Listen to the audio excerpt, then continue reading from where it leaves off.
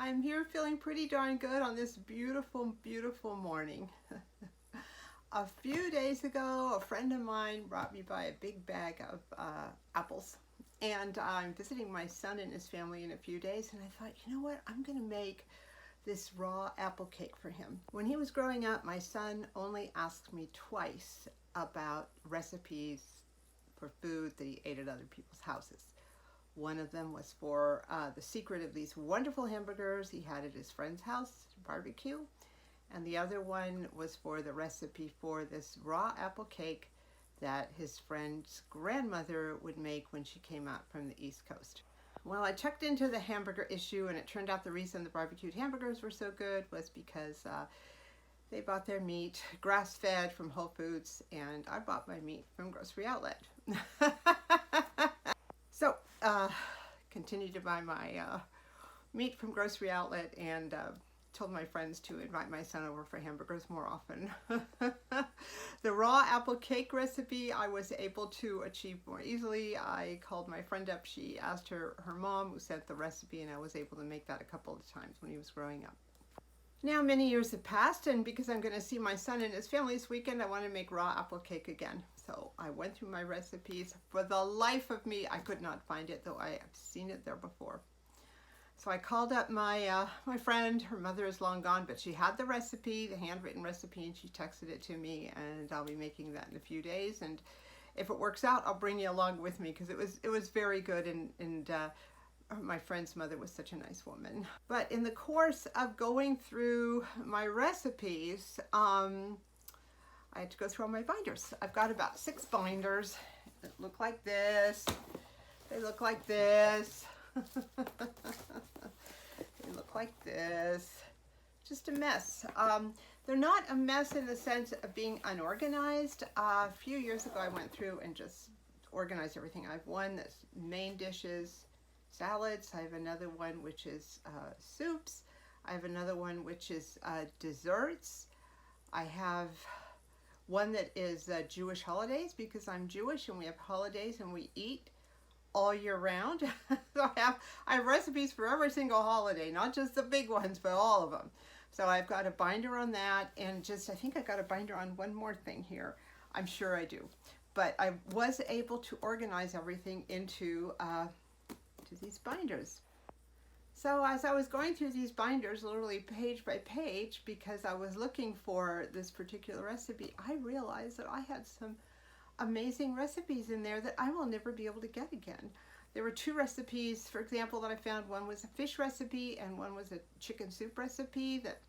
The chicken soup recipe, my former husband's best friend made that, and I don't know if he makes it anymore, but he made it and it was always so good. And the other one was a mixed fish recipe that a Moroccan friend of ours would make and bring to the Jewish holidays every year.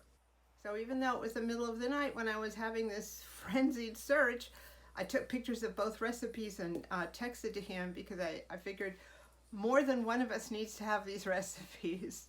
Another recipe that I found was a photocopy of a donut recipe. It was an excellent donut recipe. I've used it a lot, and I photocopied it out of my grandmother's Better Homes and Gardens cookbook, and her edition was the last edition that had that donut recipe in it. I found the 4 different ways I used to make minestrone soup. I found a million salad recipes. I lived in Israel for many years, and people eat a lot of salads there because it's hot and there's a lot of vegetables. And so I found every time I would go to someone's house, I'd have a salad, a combo I liked. I always got the recipe, so I found all of those. Guess who's going to be making a lot of salads this summer? Anyway, I found a lot of recipes that not only brought up some great memories, but were absolutely delicious. And I'm the only one who has a copy of them, which is a problem. In related news, the last few days we've had dry lightning strikes all over the place. They started on the east of the county, and then last night people were observing them fairly close. So when you have to evacuate or something happens either in your area or in your home, sometimes stuff like this gets lost, and I cannot tell you how many times we have, all of us have read terrible stories of people losing their homes and their memories and photographs and items that were only available in that house. So after finding these recipes and all the wonderful memories and the fact that these recipes were really good, I'm going to start putting them into a format.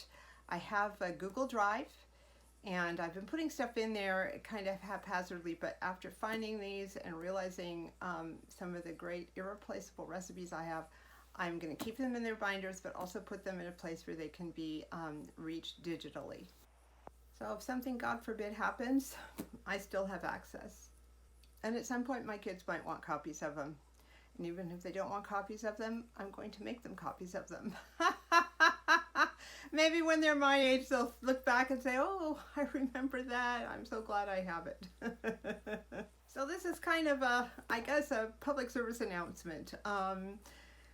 We all love to eat, and food brings up so many memories and so many like emotions. And I'm sure all of you have recipes and food memories that are extremely important. And I'm telling you, like me, you need to get those out there. Either take photos of them, put them in your photo gallery, or transcribe them to some other online cloud storage, or make copies, give them to everybody. I think that there's a tendency sometimes to think, well, it's my recipe, it's a secret.